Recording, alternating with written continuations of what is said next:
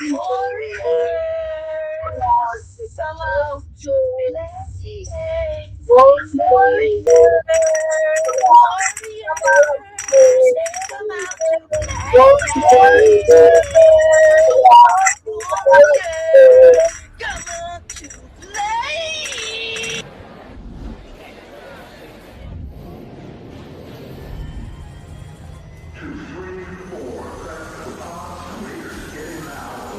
Let's ride!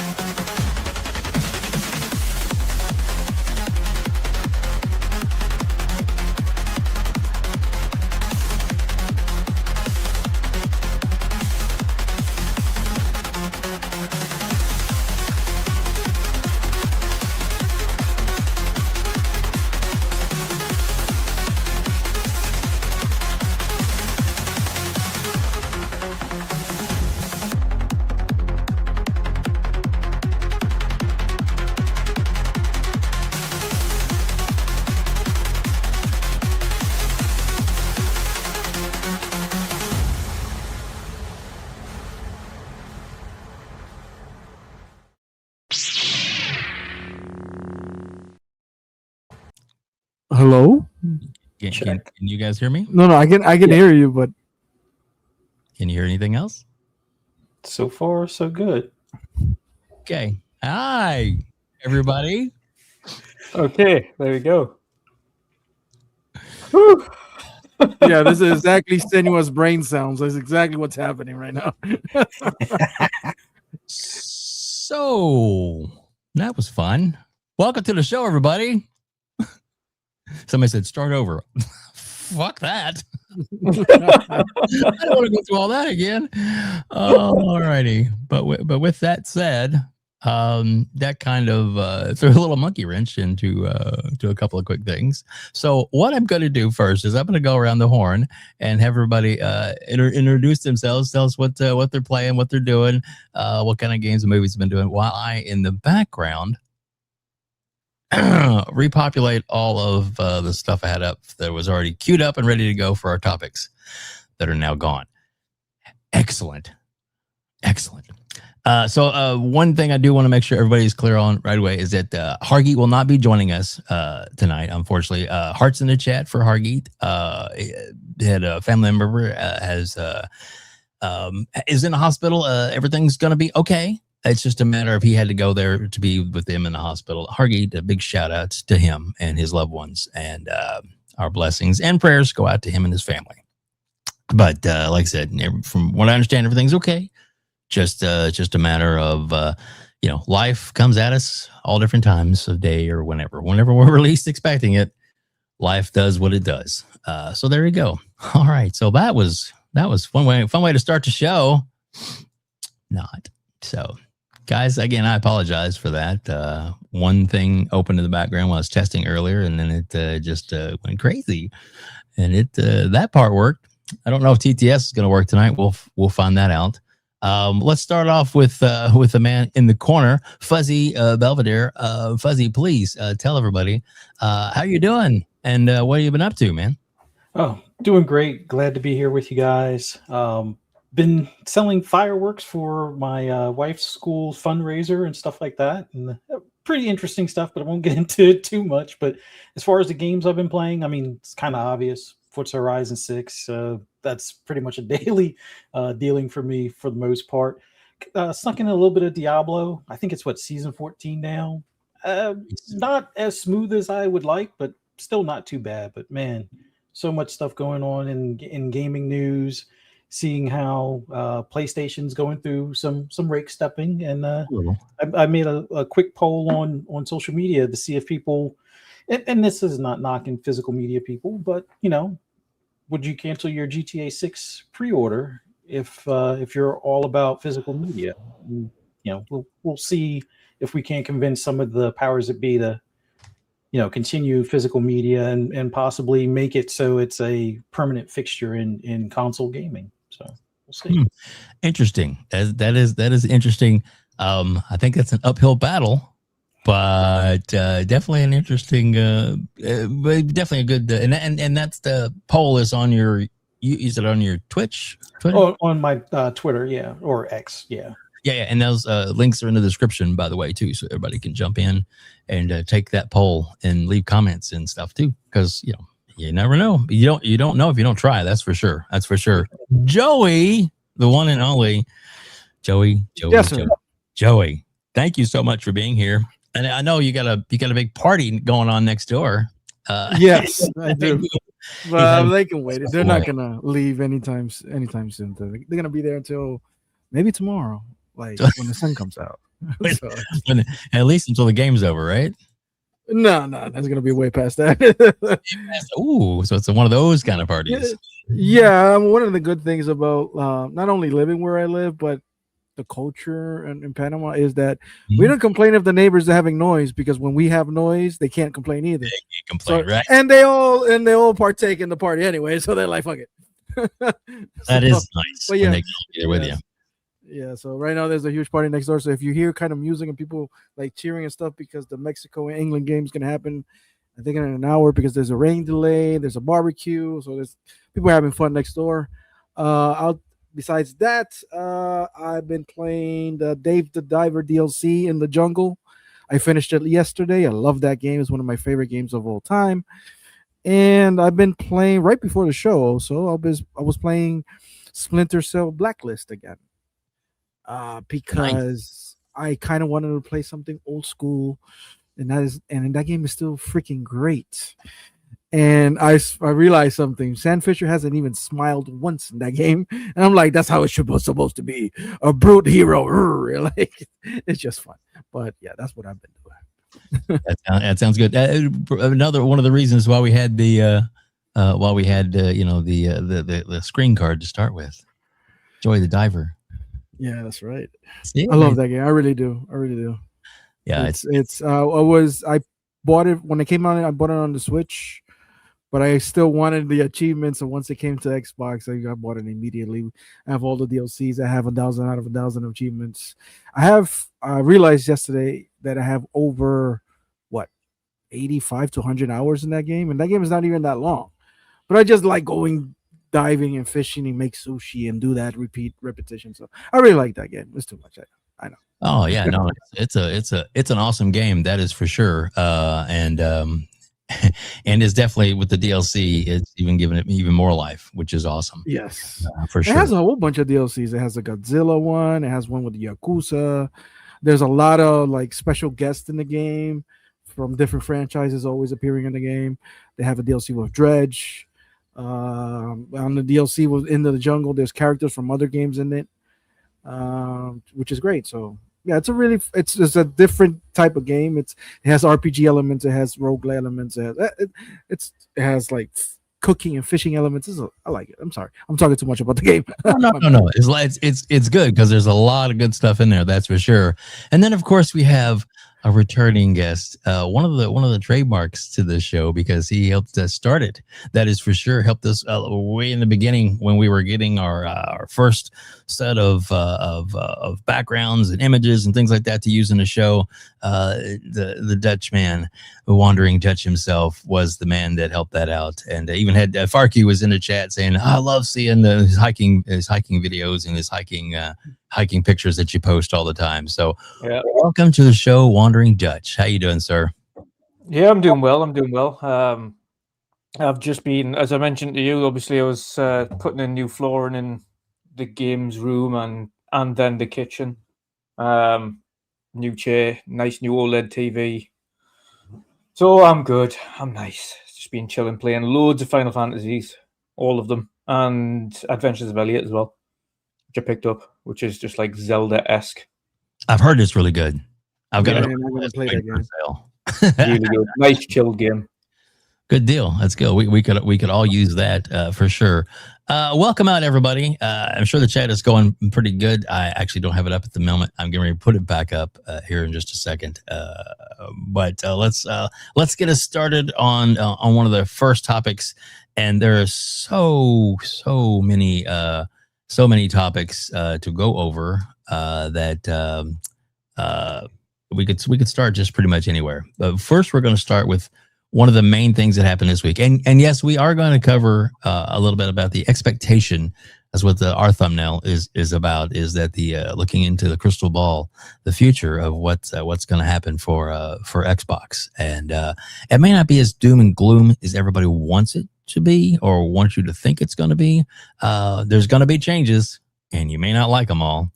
But I'm not ready to burn the house down, as it were, to kill the mosquito. So let's get started with this. And let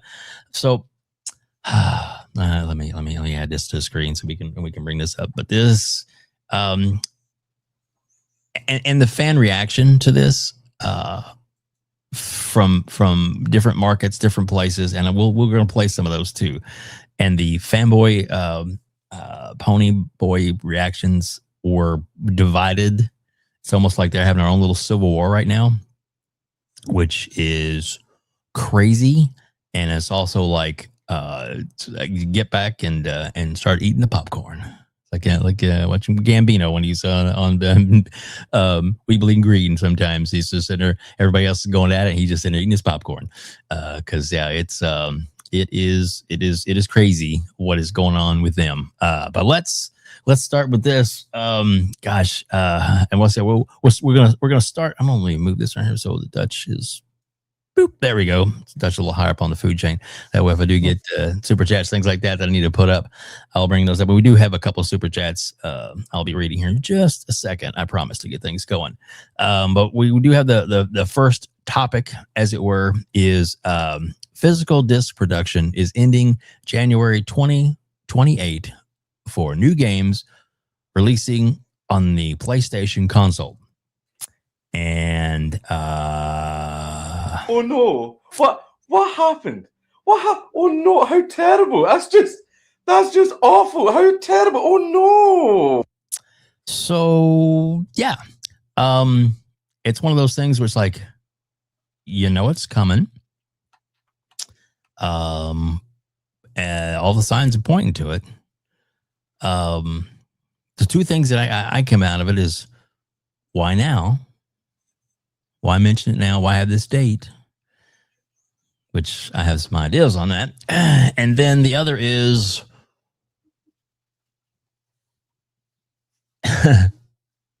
I mean, what can we do about it? And your poll question on your channel is up there. But what can we do to stop it? And why is it happening? Well, there's a lot of reasons why it's happening. A lot of different angles to this. So, Fuzzy, let's start with you and get your opinion on this, and then we're going to go down the line. And I promise we're going to mix things up. We'll start with different people throughout the show, but just to get things going, Fuzzy, if you don't mind, share us your thoughts. Sure. All right. As somebody that used to be about physical discs up until I had kids and wanted to do game share, that's where digital came into play for me, because I don't think you can do game share with physical discs, where you would have to have multiple purchases of discs for each console that's in the household, kind of thing. So digital media has always been, or from 2016 on, has been a thing for my household, and it's been that way for PC forever. And I know consoles are different and all, but I think I won't say it's a losing battle, but it is quite a bit of an uphill battle, kind of like what you were saying earlier, where physical media is slowly but surely fading away. And I know that there's a lot of different numbers floating around, whether you go by the global. And I know numbers, that there's a lot of different. Oh, sorry. There's a lot of different global numbers as far as I think it's 90% of those, gamers out there are all digital. There's only a small number of physical, but then if you look at certain games are bought physical as opposed to digital, but I think some of that is collector's editions, also, anniversary or particular lines in a series where people would like to have, like Resident Evil 1 through 9 kind of thing as a physical copy as well.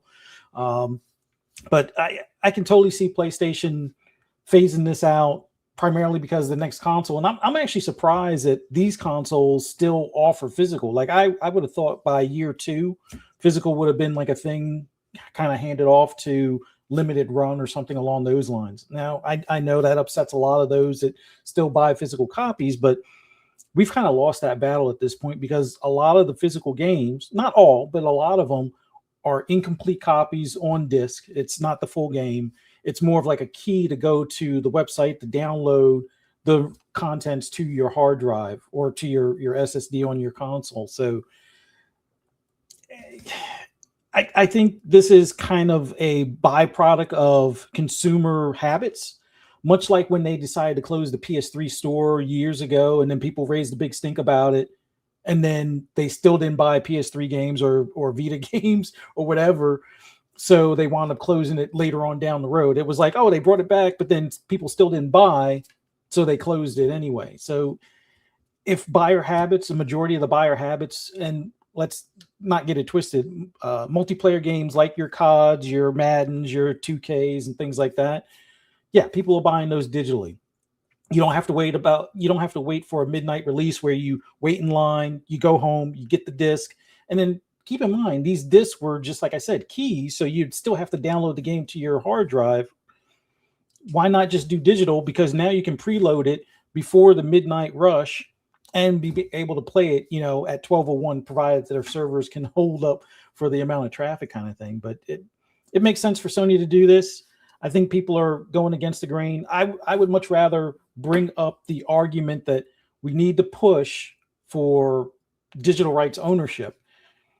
One of the things, like with having kids, if I ever wanted to leave them my collection of 1,100 plus games or whatever, they can't log into my account per terms of service. That would be in violation, and that whole library goes away. I think the proper word is bequeath. If I wanted to leave them my collection and put that in a will, we should be able to do that. We should also be able to sell and trade, although I know that brings up 2013 Xbox vibes as far as like the whole, TV and the DRM stuff that people kind of, poo-pooed on. We should be able to trade digital games. We should be able to sell digital games. That should have been where NFTs went. Like, you own the game, you sell it, you trade it, you can exchange it, share it, whatever you want to do, because you actually own the copy. But I think that's the bigger or better battle to fight now, as opposed to bring physical back. Because, and I know, once again, consoles aren't PCs, but I think the last publisher published PC game was Doom 2016.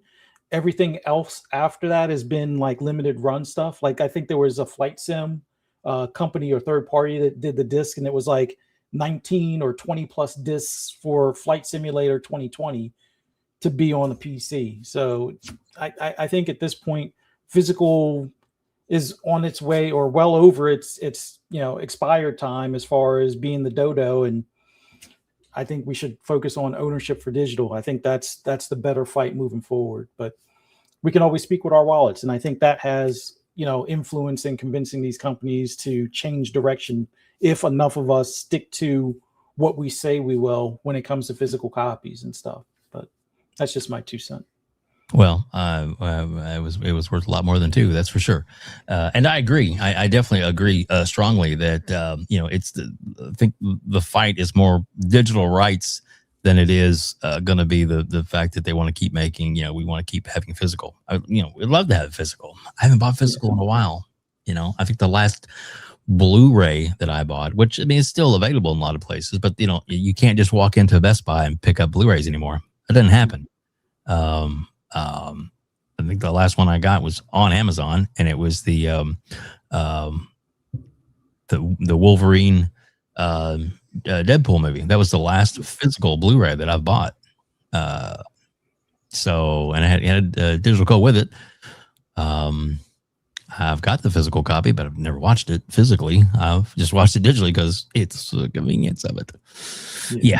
So, but yeah, so it's it makes sense, but yeah. So Joey, let's get your thoughts on this physical disc production ending in January 2028 and new releases for all new releasing PlayStation consoles.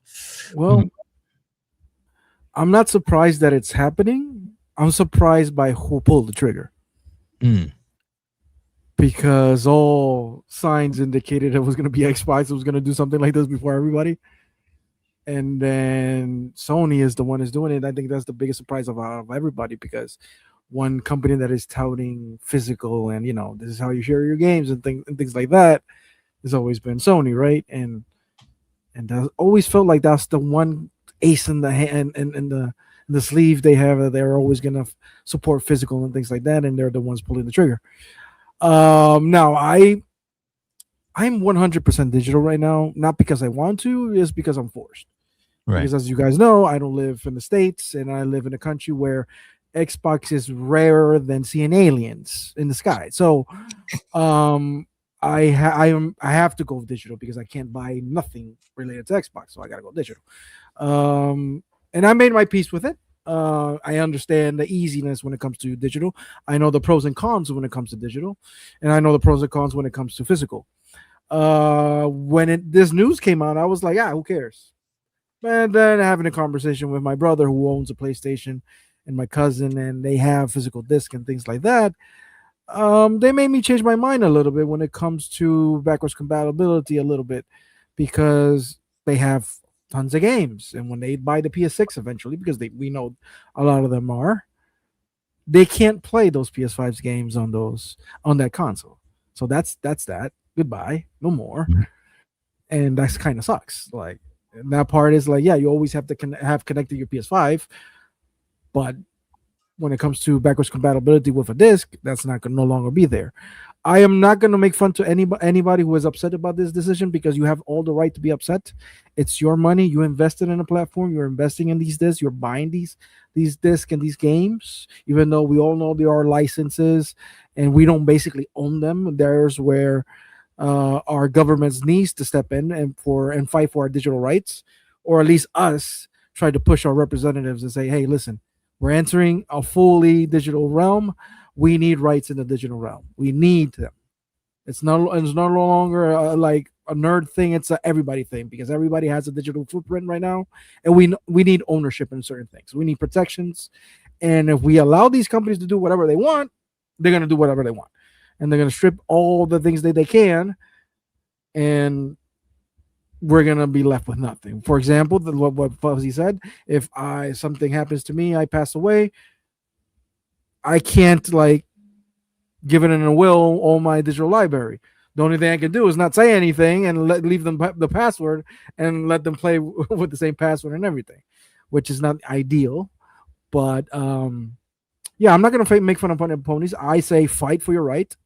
I should and don't let these companies do anything against what you feel that is not right. And I feel this is not right. I feel this is not right because, yes, I understand that the disc it's a license, but at the same time, you still have a little bit of power over that disc. You still can borrow it, you can still sell it, and things like that. So a little bit more flexibility on having the disc maybe gives power to the people. Then give it to the people. Don't allow these companies to do whatever they want with us. And the other thing is, when it comes to Sony, we're putting a hard date. I think Sony was like, all right, what is this plant doing? What is it manufacturing? It's making disc. How's that business going? It's doing this. What's the projection in a few years? Well, we're projecting that they're going to make this and this and that. Okay, what is this new business we want to be investing in? Well, I think we're going to do this and this and that. How much money would it make in this new business if we take out the disc?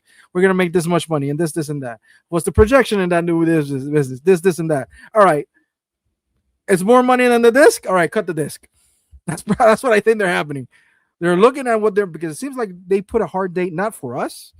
I think they put a hard date for the investor to see, hey, we're cutting it out because we're doing something new with these manufacturing plants or whatever. And I don't think there's a way to revert this. The only way I see that reverting this is somebody like Limited Run is like, you know what? We want to keep the physical things going on, give us the rights to do physical, to make our own manufacturing line, and us do the things. Yeah. And that's what I think it is. But I don't think Sony's going to pull back out of it. I think there's a lot of investment going on that we don't know about. I think there's a lot of stuff going on that we don't know about. And they're seeing that disc is already a non-factor in this. So there's pretty much cutting it. Yeah. And that's what I think is happening. And of course, it's Xbox's fault. And that's the end of what I want to say. Of course it is. Of course it is. But because Sony, Hello, I like money. Money, money, money, money, money, money. That's so true. Dutch, your thoughts on this? Physical disc production ending January 2028. Is there any significance to that date, or is it just that's their hardline day? What are your thoughts on all of this? Yeah, the significance is when the next generation starts for PlayStation 6 and they don't have a disc drive. That is I think so too. So pretty much a 2028 is where we can look at for the release of a PlayStation 6 if it happens at all. Yep, 100%. And no, it's been absolutely inevitable. I mean, it's the one thing that nobody can escape is statistics, and it's been the most ironic thing about looking at the discourse online was people cancelling physical pre-orders and cancelling pre-orders and cancelling games as if that's going to make a difference. Like, realistically, the only thing they should be doing in order to make a point is going out and buying as many physical games as possible on the PlayStation 5. Yep. Yeah. It's relevant if you buy loads of physical games that are on the PlayStation 4. And if you buy loads of second-hand games, that's also irrelevant because the actual company themselves do not see anything from that, which people don't seem to realize. Once it's been sold back to a random game store, the profit from that game and the actual number for that sale does not count towards statistics because it is still a singular physical unit that was sold. It has just been resold. It's still one unit and still one person. Yes. So the only thing that they can do in order to kick back or fight against an impending doom is to go out and buy as many physical games as physically possible. But they're not doing that. And there's not enough of them that still play physical games in order to make a dent in that anyway. Because there's far too many. The issue for them is right now, there are significantly more digital-only games on the market than there are physical games on the market. Right. It's a significant cost outlay for indie games in order to get physical units, which is why they have to go through limited run games, etc. 9 times out of 10. It's a significant cost outlay even for AAA studios. For anybody who doesn't know, a 4K Blu-ray disc costs between $10 to $15 to print on per disc. And that's not including the drives themselves, which are now, there's only a handful of companies in the world still producing Blu-ray drives. And because of that, there's a significant cost outlay to that as well. Now, people are also complaining on the cost of units. Everyone's seen the new Steam machine coming out recently, which is significantly underpowered, and that's $1,000 already. Yep. So what are we going to do for the next gen? How are we going to save money in the next gen and still put forward? The only way to start shaving money off at the moment, because of the cost of RAM, the cost of GPUs, the cost of SSDs, because of the cost of computer chips, because of all of that, one easy cost-saving measure is just remove discs. Yep. The only issue, and again, going back into consumer rights, which I was speaking about earlier, the consumer rights aspect is exactly what they should be screaming for. Because first and foremost, if they're going to be removing discs, then you need to be reducing the cost. Reduce the cost of digital. You can see it on Steam, especially day one launches on Steam outside of PlayStation. But the vast majority of day one launches on Steam are cheaper than they are on Xbox or PlayStation for third-party games. They're like 50 odd bucks, $60, maybe at a push. But they're 60, $70 on Xbox and PlayStation and Nintendo. So immediately you need to be going, okay, Well, you haven't got the cost outlay of printing the discs. You haven't got the cost outlay of distribution. You haven't got the cost outlay of shipping. You haven't got the cost outlay of printing the flyers or the packaging or anything like that. So now you've saved on that. You also don't have the cost outlay of having a drive in there, Mr. Manufacturer. So save the money. We should save that money as well. So there's one consumer right. Secondly, as you mentioned, consumer rights for digital ownership, actual digital ownership. It's licensed. Even physical games have licenses. If you have a look at the back of your PlayStation box, it tells you it's a licensed game. You do not have ownership of that game. You have a license to that game. If you breach any of those terms, they can, if you connect to the internet, revoke access to that license, and you can not play that game again on your account. Yep. Simple. People want to disbelieve that, but they can. Under the terms and conditions, they're able to do so. In fact, I was having a look at the terms and conditions of PlayStation's US versus UK. Is markedly different, by the way. One of them, on the US one, very strange, by the way, is, and this isn't in the UK one, is not to allow anybody else to log into your account in order to further your game progression. Otherwise, they can revoke access. That's not on the UK one, which is very odd. But others, of course, are things that they obviously don't do, which is things against streaming the game, etc. Because naturally, they're not going to pull you apart for streaming the game. That's free advertising. But it is in there in the terms and conditions, should they wish to be petty about it. They really don't want somebody having that game or playing that game. They can choose to just revoke access. So we need stronger rights, even if it isn't full ownership, stronger rights to that, whereby if a company happens to go out of business entirely, you don't lose access to the games that you have. And one of the things that somebody pointed out as well with the GDPR terms and conditions, that is mainly for the UK and Europe, is that if you don't log into your account within 3 years, they can close your account down. Yep. With PlayStation, you do lose all of your digital content. With Xbox, you don't. Bit of a strange one. So they need to iron that out immediately. They need to, again, get rights back. So if, for whatever reason, these companies do go out of business, then you need to be able to have ownership of the titles and investments that you have. Yep. And last but not least, if those games do have to be pulled off the network, for instance, if it's an online-only game, and we've seen this happen before, it's an online-only game and they've completely pulled it from service and you can no longer play it, or i.e. Anthem, i.e. Concord, etc. The moment they pull that from service, full refund, the original retail price. Wow. Nothing short. That's exactly what it needs to be. If you're going to pull it off, then you need to have the recompense for that as well. Wow, that would be great. The rights people should be fighting for. Not, let's save physical media, because ultimately it is a losing battle.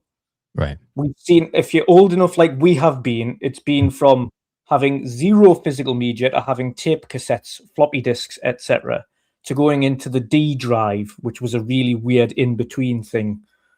You might remember the D drive, Dave. It was like a kind of half disk, half floppy disk kind of thing that you used to put into the PC. Yeah, I remember those. You remember that?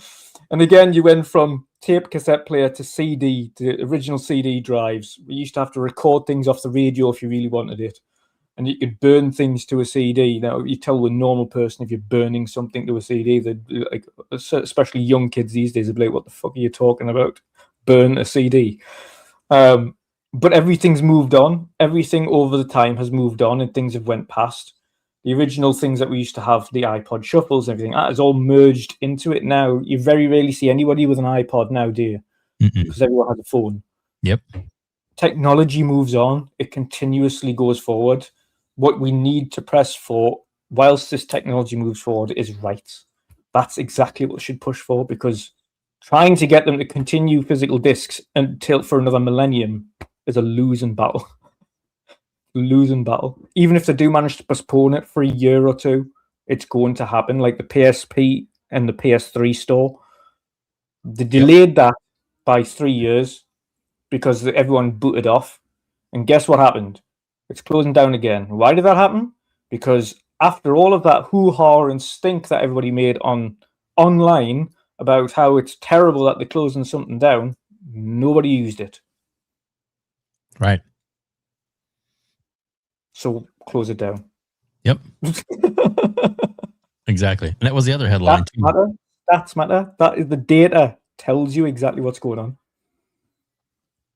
Yeah, it does. It does. Dutch, you hit it. All of you hit it out of the park, man. I mean, all we can do is kind of, like speculate about, why now. I do think that why now is because of the PlayStation 6, and when it does launch without any physical media at all. Now, some people are saying, well, they'll probably have a hard or have a disk drive in it. Why? Yeah. They don't want you to play your old games on a disc. They want you to have your collection digitally. That's what they want. It's kind of, don't you guys think it's like, it'd be great if they, I mean, I think that Xbox and their push for the backwards compatibility, continue to play your library, those kind of things would merit the next generation of Xbox to be either include a disc drive or make it an option where you can buy it and add it on separate if you still have a collection you want to play through that device. Or what a lot of people say is, well, to play your old games, keep your old machine. Okay, that's one way to do it. Yeah. But I don't know. I don't know what all the answers are and what they're looking at. But they're weighing all this stuff. All the companies are. But as far as PlayStation's, well, I'll go back to the other headline real quick here. Let's see. Show this tab instead. There we go. Physical disc production ending. It's happening, and there's really not a whole lot that anybody can say or do about it. I mean, are there's petitions up? I'm sure people have heard, and I don't have a lot on. I do have a couple of things we can pull up. MBG, who is a big pony, he's upset. He's saying that he's not going to buy a PlayStation 6 because of all this. That's how upset he is. I don't believe that for a second. I don't either. Nope. Yeah, and the moment that PlayStation 6 pre-order symbol comes up, everyone will have forgotten what happened, and yep. Always the same. Yep. What's funny about this whole situation? Like, one of the things that it seems that it finally is paying off is Xbox's investment on backwards compatibility. Because remember when they started it, and most of the Xbox fans were touting it like this is a great feature to have to play our old games. And let's keep it real, some of the media and also the haters was like, who cares about that? Now this situation is happening, and now there's a big probability that the PS6 won't have it's basically confirmed it's not going to have a disk drive, so you can't play your old PS5, PS4 games. You better have everything digital, and who knows if the PS6 is going to have capabilities of playing the PS1, PS2, or PS3 games, which I doubt it. You're probably going to play that based on PS Plus and streaming it. So it seems like all this investment in backwards compatibility is going to finally pay off on the Xbox side, because whether you like Xbox or not, I can still grab my copy of Conker's Bad Fur Day or Live and Reloaded, put it on my Series X. It's going to work. And I doubt Xbox is not going to allow you to do that again on the next Xbox. Whether they're going to do that program where you're going to be getting all these licenses from the disc. I don't know how that's going to work. Hopefully it works well and easy for everybody. But it seems like finally a little bit of karma is happening here. A little bit of karma when it comes to the ponies making fun of backwards compatibility and playing the old games. Now you're crying for it. And guess what? This is how you share games. This is the biggest karma smack I've seen in history, because this thing went, it's like, whoa, this is, I don't even have words for it. Like, now you got smacked by the thing you were you're cheering and celebrating now. Now, what you gonna do? In my opinion, if you really want Sony to back off in this decision, which I doubt they're gonna do, don't buy GTA 6 and see what happens. Everybody on the PlayStation, all your pre-orders and all your stuff, don't buy GTA 6, the biggest video game in history. And you'll see Sony be like, hold on, wait a minute. Okay. But you guys are not going to do it. When the PS6 comes out, you know how Sony is. They're going to bring up back a game that you've been crying for years. I have a feeling we're going to see Bloodborne again. Remastered, all great for the PS6, because they always launch with a Souls-like game. Have you noticed that? They always launch a PlayStation console with a Souls-like game since the PS3. Yep. With Demon Souls, Bloodborne, Demon Souls again, and everybody's been crying for Bloodborne or maybe Bloodborne 2. And if that happens, it's only digital. What are you going to do? Not buy the PS6? You're a bunch of liars. All of you are a bunch of liars. I'm not saying don't fight for your rights, because I am in favor of that. But don't pretend and don't add that you're going to boycott PlayStation, because you're not. Because you guys are a bunch of hypocrites, because you're going to do it. And all of you crying, guess what? You pre-ordered I bet a lot of you pre-ordered Wolverine digitally. I bet a lot of you pre-ordered GTA 6, which is only digital. So I'm just saying. Yeah. There's a lot of crying. You got the right to do so, but you know. Yeah, no, hypocrisy going on out there. Oh yeah, a lot of it. Fuzzy, any more input from you before we go through the super chats? No, I think we all kind of nailed it when it comes to the.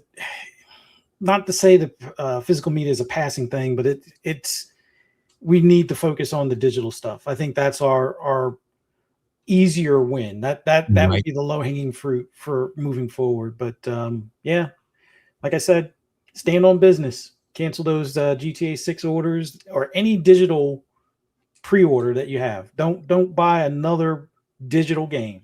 If you're about physical and you think there's enough of you out there to make a difference, don't ever buy a digital game.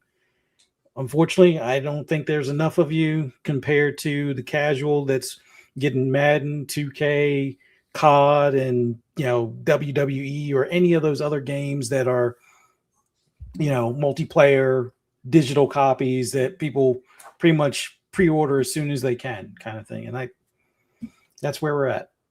So yeah, I agreed. Welcome out, Fonz. Good to see you in the chat, my friend. Go ahead, Dutch. Go ahead.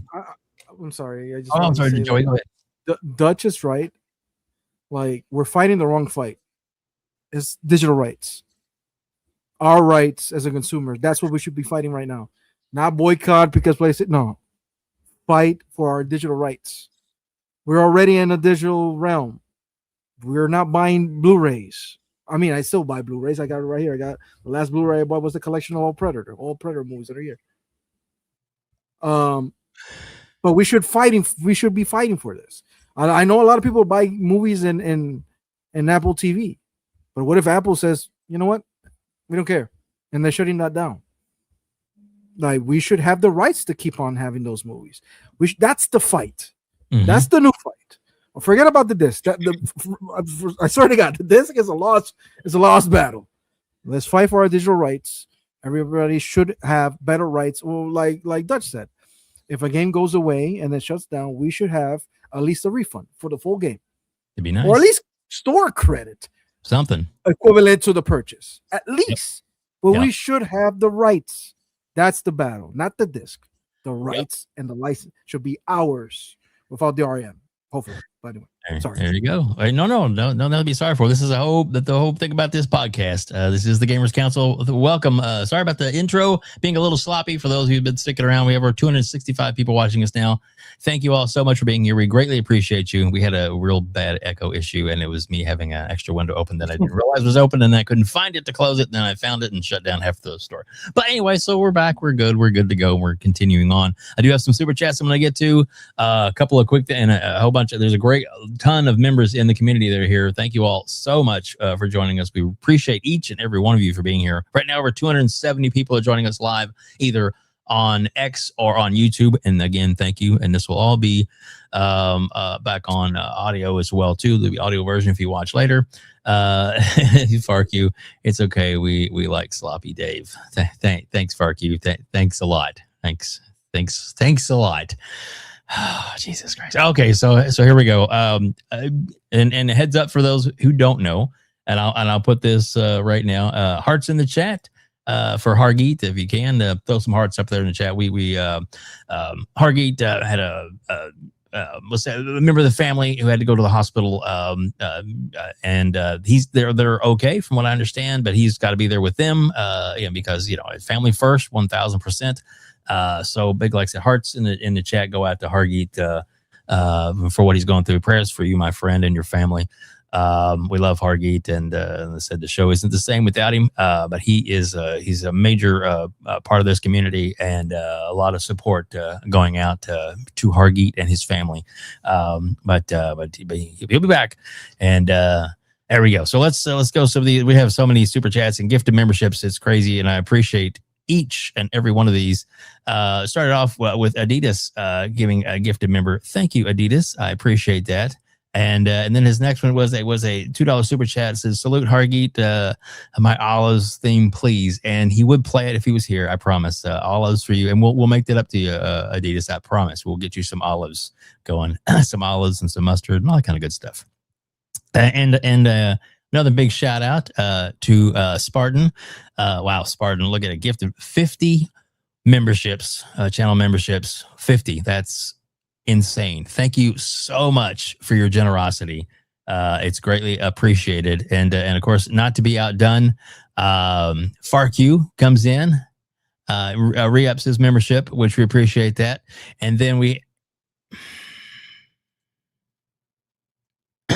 Bram Stroker gifts 5 memberships. FARK QUE, you're despicable. Just kidding. Anyway, Bram Stroker, not to be confused with Bram Stoker, Dracula. Okay, it's a long story. So yeah, but thank you, FARK QUE, for that loveliness. Okay, cool. Vica Gambino, I have.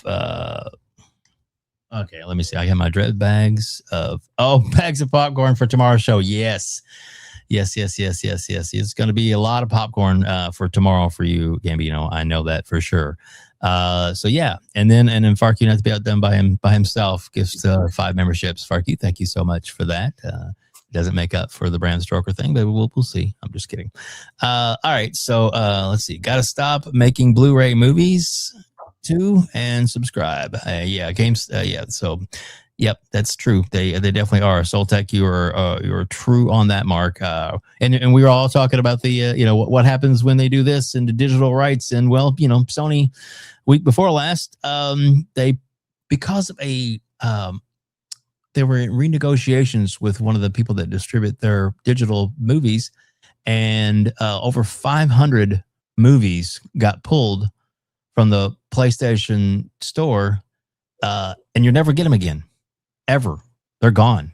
That money you spent on them, that movie, say, for example, like Terminator 2, other great movies like that, classics that you may have had in your collection, they're gone. And you can't get them back, and you have no recourse because it's in their little disclaimer. It's in their little waiver. I mean, we can try and sue them, see what happens, but I doubt anything's going to happen. Those are just gone. Could that happen to your gaming collection too? That would be horrific. Like I've said before on this show, I know that Bruce Willis, it was years ago, he actually took Apple to court, and he actually won a stance because he was going to leave his music collection, which he has apparently a lot of. He's a musician before he was an actor, just so people don't know that. And he has a huge, massive collection of music, and he was going to leave it to his family to enjoy. And then he found out that he couldn't do that, and he sued, and he now has the rights to do that. So you can still pass those certain things on. And that's from Apple, and that's the music part. Now, as far as the movies and everything else, that's all a different. It's all a different ball game. Everything is like, it's like, oh, well, they did this. Well, yeah, that doesn't mean this. Just because it's digital movies, digital games, digital music, that's all a separate entity. So But it's nice to know that it's been done once. Maybe it can be done again. So there's still hope for that. Let's just not give up on all of it. Let's see here. What else we got? Oh my God, we got so many super chats coming in. I'm like stressing because okay, Dave's old, and that's why Hargeet reads these for me. That doesn't help any at all. All right, let's see. Pioneer, $5 super chat.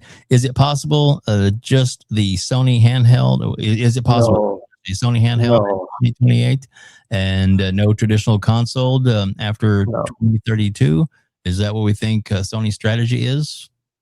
Dutch doesn't seem to think so at all. I've heard that there is a handheld in production or going to be in production at some point. But I don't necessarily think it's going to be taking the place of a PlayStation 6. If anything, it may be PlayStation 4-ish, PlayStation 5 level capable, but it's all going to be a digital type thing. And do they want to go with the Switch market? I don't know. What do you guys think on that? I say no, but at the same time, we live in stranger times. So it's like, I don't know. Anything can happen nowadays. So. Anything can happen. I don't know. Dutch, but I say no. Dutch, any thoughts on that? No? No, that's a definite no. They are absolutely releasing a console. Yep. I think so too. Even though King David's hashtag no PlayStation 6. Let's just see if that holds out. I mean, it's a more of a wishful thinking thing, and it's of course a way to prod and piss off the ponies because that's what he likes to do. But yeah, so all right, so moving on. We have a very generous $10 super chat from Tarnished Gamer. Let's see. There was Pio, a Sony restricted handhelds to 160 countries and forced PSN logins to PC players. Wasn't he saying quit whining and make an account? This loser doesn't get any of my support. So we're gonna play the Pio clip here in just a second because he's mad angry. He's a mad pony. But like this very nice super chat says, he was quit whining about other things, and now that this hits him in the face. Hypocrisy. What? That's our word of the day, folks, because there's a lot of it going around. Let's see. Mac. Thank you, Mac, for your $5 super chat. Let's see. FYI, Dave, traded my PlayStation 5 in for cash. I've got mine sitting in the other room ready to go. And put it toward, what's it? RXAX? Anybody know what that is? I wasn't getting a PlayStation 6 anyways. RXAX, I don't know. PC, maybe? I don't know. Maybe some kind of handle. The Ally X, the ROG Ally, ROG Xbox. Oh, okay, ROG Xbox Ally X. Okay, yeah, you're right. No, that absolutely totally makes sense now. Yes, exactly. I love my handheld, that's for sure. I wasn't getting a PlayStation 6 anyway. Hashtag let PlayStation burn. I'll laugh my ass off.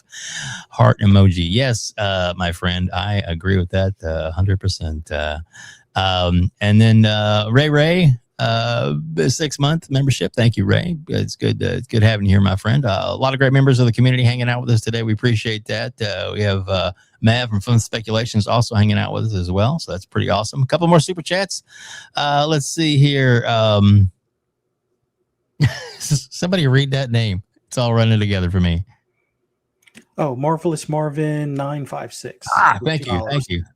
Wow, $2 super chat. Pretty excellent live stream and videos. Wow, thank you. I appreciate that greatly. So much. All right, let's see. Member for 15 months on music. Thank you so much for re-upping. We appreciate that. Let's see, and then member for 29 months. That's awesome. And then wow, thank you, FARK QUE. I just saw the corner of my eye. It gives another 5 WebDave memberships. Thank you so much. My goodness. Thank you, everybody who's been giving gifts out. If you want a membership for yourself, it is just $1. That's it. That's all. We made it as low as possible. And the reason for that is because we want you to be here and interact with us and have as much fun as possible. With that said, also, too, in the thanks, FARK QUE. Who knows, you may become as famous as FARK QUE. FARK QUE even has his own emoji. if you're on YouTube. There it is right there, the FARK QUE emoji. It is. But the point is that now you have over 30 emojis that you can use at your discretion. Let's see, Fuzzy's even up there as an emoji as well, including Hargeet, myself, Asha's there, TTS is there, made famous by Sean, and Dut. Dirt's even there as well. Epic Treasure is there. Holly's there. Keasante has his own emoji as well. So does Korkenstein. A lot of people that are on this panel a lot, which we greatly appreciate those. There's even a 25th anniversary emoji, and of course the Grand Theft Auto 6 emoji and the Game Pass emoji, and a whole bunch of them that are there for you guys to just use and have fun at your convenience. So many emojis that I can't put them all at one time, so I got to release some of those, and boom, there we go. Just to put up a few. All right, so let's play this Pyro clip. So he posted this and a little video. In case anybody doesn't know, Pyro is a really big advocate for PlayStation. Technical term is pony. It's time for a change. Speak up against Sony and PlayStation. Push back the death of physical media. It's time to unite the whole gaming community into one thing. Don't expect say no to digital only future. So it says this is for everyone, include your voice. So let's. If there was a time where like every fan of gaming needs to unite, I'm not talking about just people on casuals. I'm talking about everyone. That includes Geoff Keighley, all the big names, and everything. IGN. Everyone needs to unite for this. You understand? Don't care about if you have a contract with them. They're gonna send you free shit. This is bigger than that. Please stand up for this.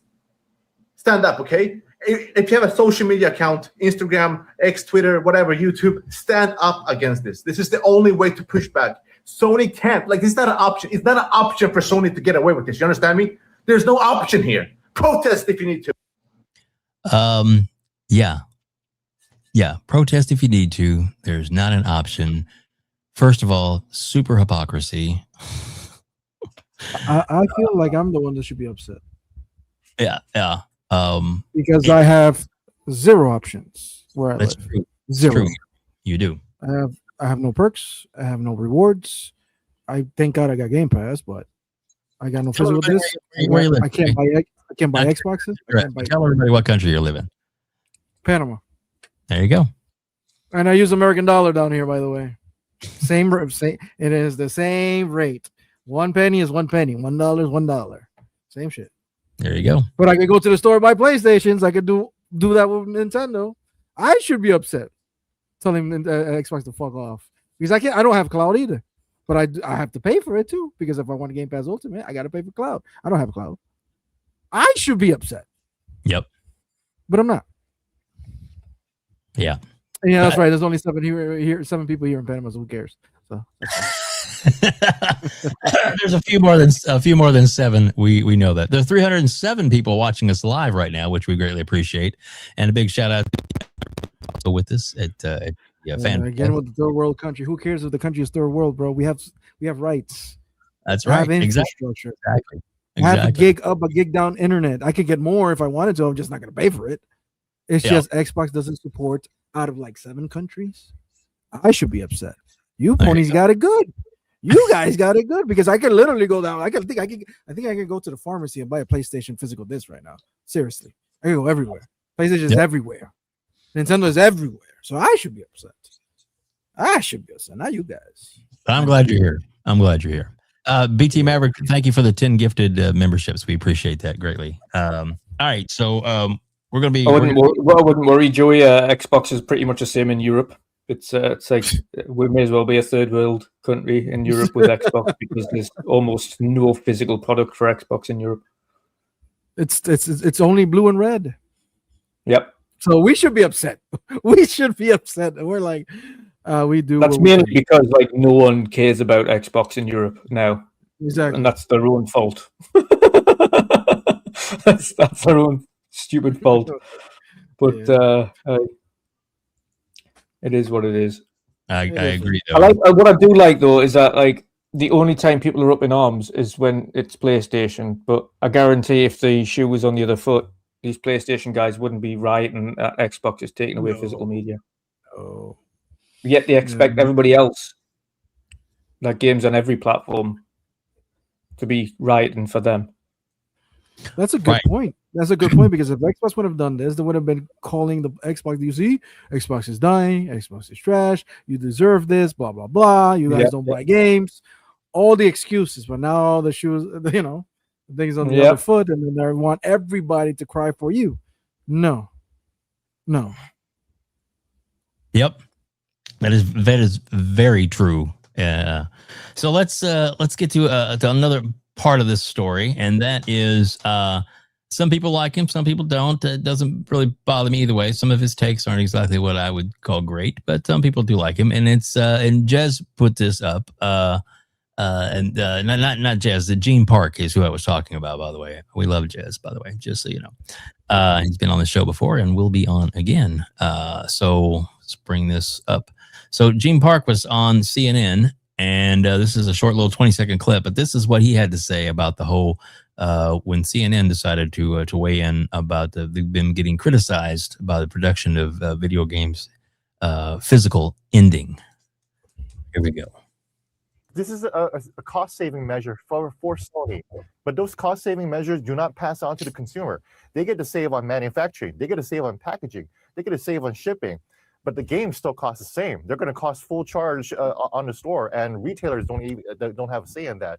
So consumers just get way less options as a result of this. Exactly. You're getting the shaft. So that is kind of part of this too. Dutch, what's I mean, you talked about it earlier. You mentioned it in your opening segment there that it's, you know, this doesn't cost them to ship anymore. That doesn't cost them for the packaging, the art, the plastic, the shipping to product, all that kind of stuff. That's off the table. Yep. But the price hasn't changed. Well, it hasn't changed yet. But that's one thing. You've got 2 years. You've got 2 years to get something in order. Push back and say, if you're going to go through with a physical, then this is what we need. And if you don't do this, then we won't buy the product. Yeah, that's the demand. That should be the demand. All right, you're taking physical away. This is what we demand. Digital rights, blah, blah, blah, whatever you need to do. If you don't do that, then boycott the PS6. 2 years to do it. 2 years. Yes. 100%. That's more than enough time for a game company. 2 years is more than enough time.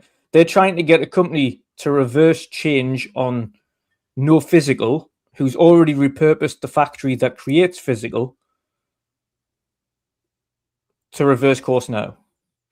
Oh, but it's a multi-billion-dollar company. But if they've already dismantled the operation and started training staff now, they're not going to go, oh, let's bring all the machinery back in and let's just go from now. No. Nope. They've already said themselves as well that, yes, they'll reprint on certain circumstances old games, any games that printed before 2028, but it won't be through them. It'll be through partners or other people in the industry to print for them, but it won't be them that's doing it. And it's not new games.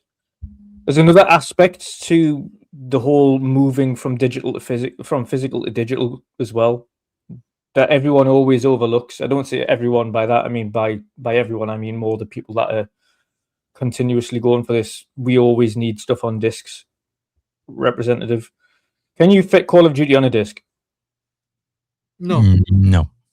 No, of course you can't. I don't think not even in a double layer Blu-ray you can't do it either, because it's just this doesn't have that much memory. So no, 100 for a 4K Blu-ray disc. It's 100 gig max. How many 100 gig plus games do we have these days? I mean, Forza Horizon 6 was like 205. Yeah. Which means in order to have these games, even if they put some of it on disc, even if they put half the data on the disc, you still require an internet connection to download the rest. Or have multiple discs, and if you have multiple discs in the modern age, that's $10 to $15 per disc that's printed. More money. So then the cost goes up. Even more. Yep. Another reason why they want to get away from it. Yep. So the issue here is primarily the issue here, as we've mentioned multiple times, is getting rights correct before that point. Physical is going. It is going. It's not just an overnight thing. This has been a decade in the making. A steady decline, and then all of a sudden a rapid decline, especially during COVID, of digital products going whoop, and physical dropping off a cliff because stores were shut and people were trying to get things. So they were just downloading games. And because downloading games became so easy, people just continued to do that. And everyone always thinks Twitter is is this big space where every gamer is, but it's not. It's an echo chamber. It's a little bubble. That's the same for every online community. It's a little bubble that is completely segmented from the actual real world. The real world and vast majority of Sony's customers are casual players who buy 1 or 2, at a push, 3 games a year, maximum on the console, maximum. And those guys don't care one iota whether or not it has a disc or doesn't have a disc. As long as they can play a game, that's all they're bothered about. Yep, absolutely. It's like we said, it's the hypocrisy is bad. But the rake stepping for Sony doesn't stop there.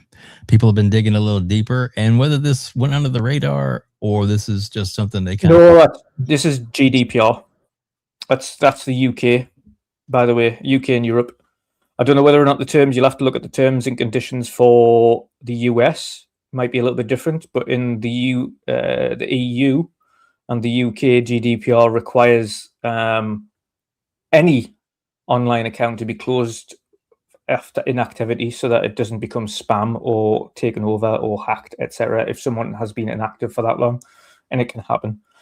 The issue is not so much the fact that they close the account. Okay. It's the fact that if you need to reopen the account, that they've already deleted all your games. So it's gone. Yeah.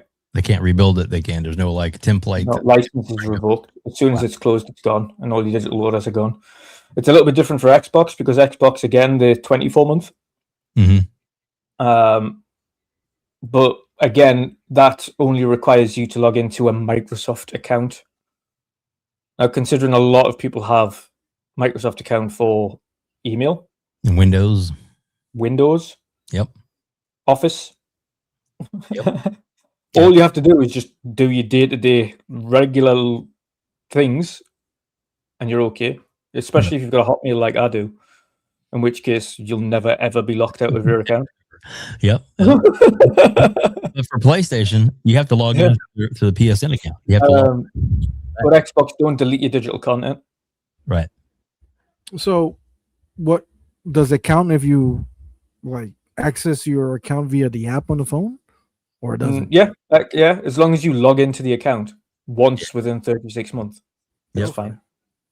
But so I honestly don't. Everyone's looking at this and going, "Oh, I can't believe they're going to shut." You're telling me in 3 years you're never going to touch your account ever within 3 years? No. Not even just accidentally open the app. Because I do that all the time. I go, "Oh no, I went to open the PlayStation app and the Xbox app." Oops, sorry. Go ahead, Fuzzy. What were you going to say? No, I was going to say the only. Well, I won't say the only, but I could see someone getting knocked in the head, be in a coma, and then they come back, and it's like, at least with Xbox, you would be able to at least retrieve the stuff. You'd have to go through their customer service, jump through some hoops. All right, you got your account reopened. With PlayStation, it's like, oh, well, sorry about your luck. Hopefully, there's a case against the people that knocked you in the head, and you can sue them for whatever you lost, kind of thing. But yeah, it's it depends if you've got memory at that point. You might not even remember you've got a PlayStation account. What's PlayStation? What's a video game? It's a dark humor on that one. I like it though. I like it. That is funny. So one of the other fallouts from this, I won't show them all because there was actually just too many to mention.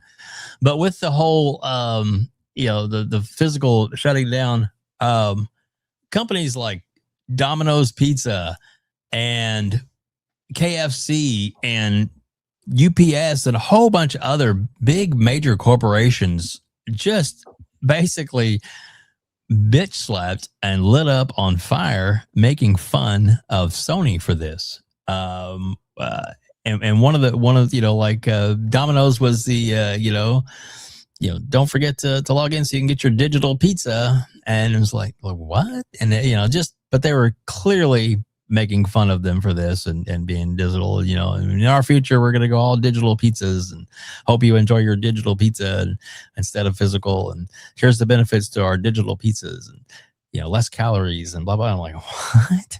Craziness, crazy talk. You're helping the environment by not having to worry about our pizza boxes. It's crazy stuff. But anyway, there was a ton of companies going after it. And then, of course, there's people that get creative with their AI. Because one of the big things was the whole physical handoff between just share a disc and they're handing them a game. Well, this is what AI did for one of these, and there's a bunch of them. So I'm not sure if this is one that cusses. This may not be one that cusses. So there's 2 or 3 of the same one. But let's see which one I've got up here. Could be spicy, guys. I don't know. Let's see. This is how you share your game in 2028.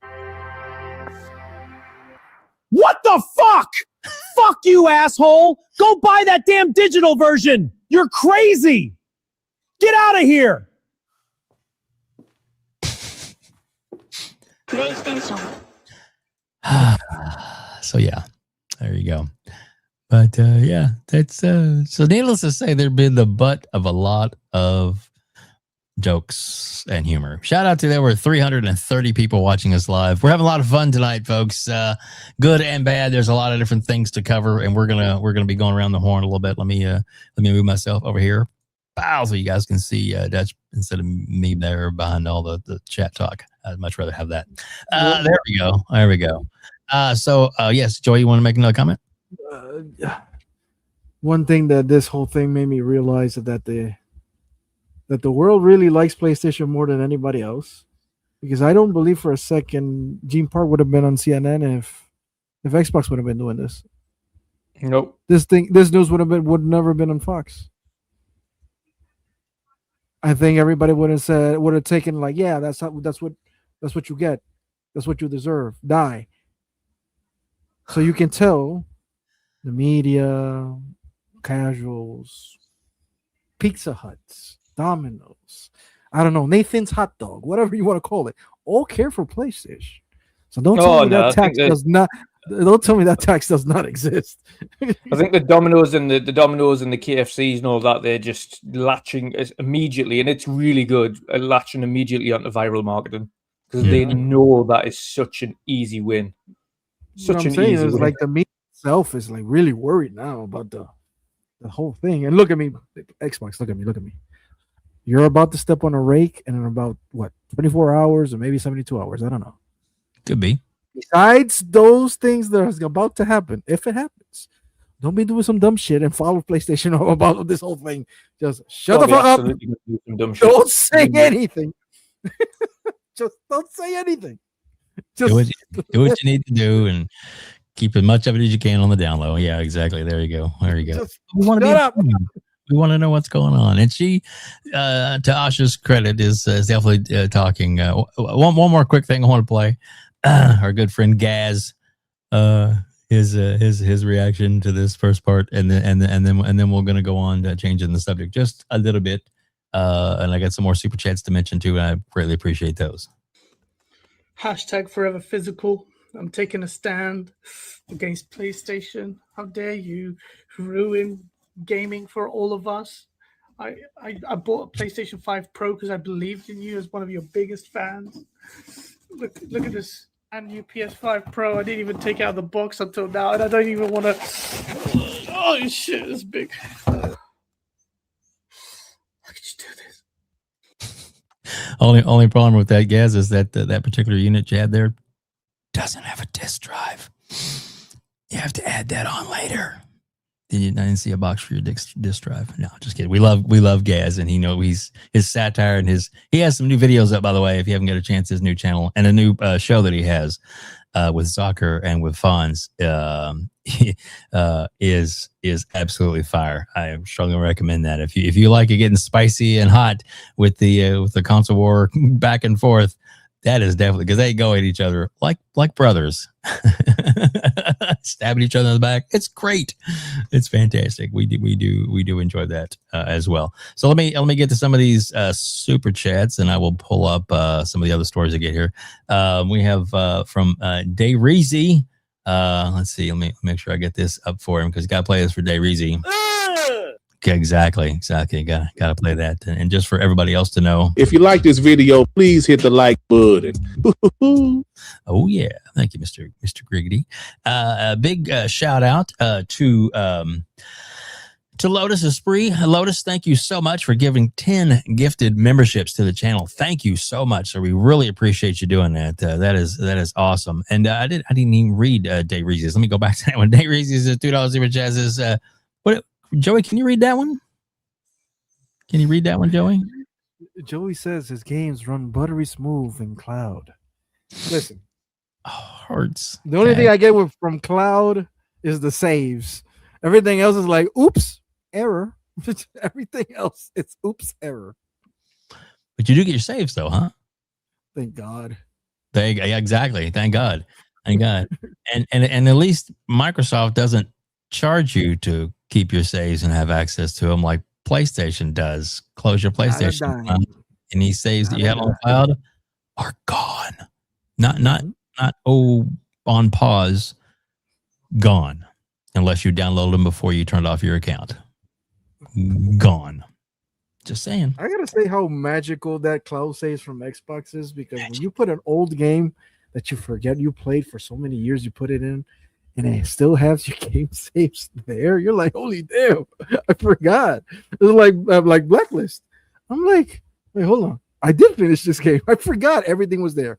All my gear, all my weapons. I'm like, oh damn. That's a magical thing. It is. It is magical. The magic of Xbox. All right. So as we jump around some different topics, we do want to say this. Yeah, so yes, we've been kind of dumping on PlayStation a little bit, but well deserved, I might add. By the way, and that's okay. A lot of people are waiting for the as the thumbnail to this video shows. It's the looking into the future, the fortune telling, as it were, that Asha is going to be doing tomorrow or the next couple of days. We assume it's going to start tomorrow, but it could actually be later on in the week. We're not exactly sure what day, but there's a lot of things that have been in the works, a lot of rumors, a lot of things we've heard coming around, and some of the rumors are what we're going to kind of cover now. Now, is there going to be some closures and layoffs? Probably. That sucks, and that's unfortunately part of life. And before somebody comes at me saying, you heartless prick, which I am, but no, I try not to be. But the thing is, I've been through layoffs myself, 2 different major corporations, and it just happens. Unfortunately, but if you're capable, then you dust yourself off, you get yourself back out in the market, and you continue moving forward with life, because life comes at you no matter what. And does it suck? Yeah, it does. I've been through it. Like I said, twice. And we're talking like major career, financial devastation, and it happens. And I survived, and I'm still going through it. And I still have a job, and at a different company. And you just have to dust yourself off and just go forward. I know it sounds, if it sounds cold and callous, it's not meant to be. But for the ones that are crying about it so much that it's terrible, it's terrible, it is terrible. But I've been through it.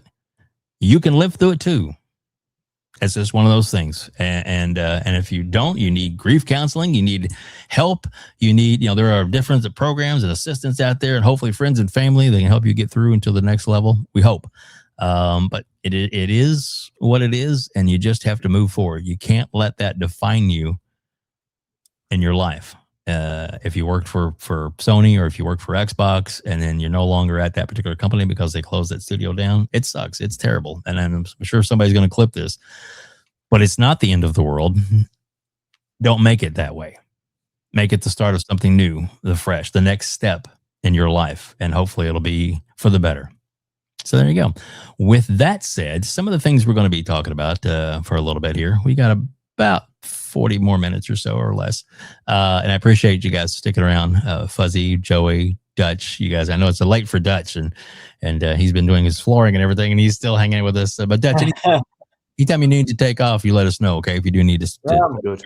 Okay, good. It's glad to hear. And like I said, I am. All right, the rest of the UK are waiting for another 20 minutes until kickoff in the football. So yeah, I got.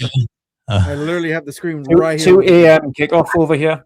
2 a.m. kickoff. I literally got the game on the screen right here. Okay, so if you guys need a hard out in 20 minutes, I understand, and the chat. No, I'm good. 250 people watching us, 350 people watching us live. Get it right, Dave.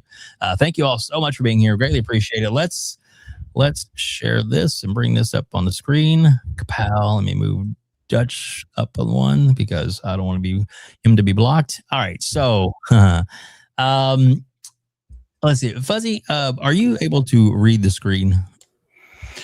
Yeah. Thank you. Well, actually, let me zoom in here. All right. Rumor. Xbox plans to put Halo under Activision Blizzard. I heard a crazy rumor that they might be putting Halo under Activision. This is the kind of thing that they are looking at. How do we structure Halo so it actually starts delivering on the level and potential that it actually has? Xbox is looking at how Activision Blizzard handles its franchises. Thanks to its consistent frequency and stability over the years, leadership reportedly believes Halo could function like a Blizzard franchise. This is from Jez Corden of Xbox 2 Podcasts. I'll actually play that clip. And Fuzzy, thank you for reading that. I appreciate that. Dave can read. It's just 2 things against me: dyslexia and old age for seeing. So there we go. Let's play this clip. With Jez and of course the amazing one himself. That's right, ladies and gentlemen, Randall Thor 19, the man with the million. Oh yeah, we love hearing from them. All right, here we go. Here's the clip. I heard a crazy rumor that they might put Halo under Activision, which I don't, for what it's worth, I don't necessarily believe that right now. But like, if it does happen, you heard it here first. But like, this is the kind of thing that they're kind of look at, like, how do we structure Halo so it can actually start delivering on the level of potential that it actually has? Because up to now, I would argue that it pretty much hasn't, man. So, but they are looking at the way Activision does things a lot. They're looking at the way Blizzard does things a lot because Halo could function like the Blizzard franchise, and BlizzCon is going to be very interesting. So BlizzCon's dropping in September.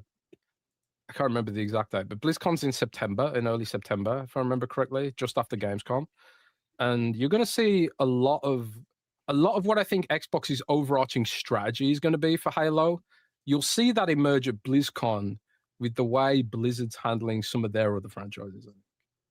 So like, there's a lot of rumors right now about Warcraft spin-offs, and there's rumors about StarCraft shooter, which obviously StarCraft was an RTS originally. So could we start seeing Halo spin-offs more like we had in the past? Could we see Halo go to external studios?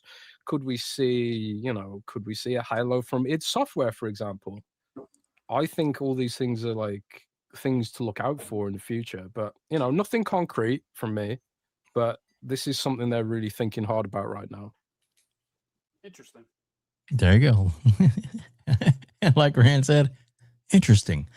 So let's start with Dutch on this one. Dutch, your thoughts, because I know this is a franchise you definitely enjoy playing. What are your thoughts on something like this? Could this work? Is that a good idea? Do we hope the rumor is true, or do you think it's just nah? Your thoughts? Please God, no. No? Okay. Please God, no. I don't want Activision touching that. Not a chance. Not a chance. Some of the storylines they've had in their modern Call of Duties? Ooh. Absolutely not. Nope. If you think the storyline and the laws got terrible on Halo Infinite, for those that did, I didn't. I actually quite enjoyed it. But for those that did think it was getting quite stale or anything on Halo Infinite, then got some news for you. It's going to be even worse. No, thank you. So you definitely not enough for. And I get it. I get it. I know, and I see your point too. Yeah. What about the? I guess but aside from story, what about the gameplay, the first person shooter company taking over a first person shooter? Does that interest you at all, or do you think it's just misguided because they're too different?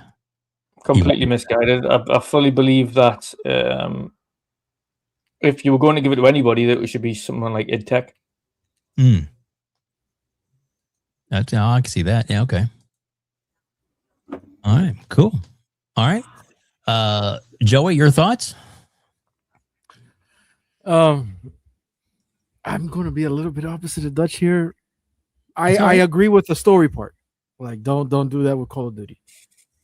But what you feel, or how you feel with Activision and how they, push the story of Call of Duty and how their lore works and how that's a mess.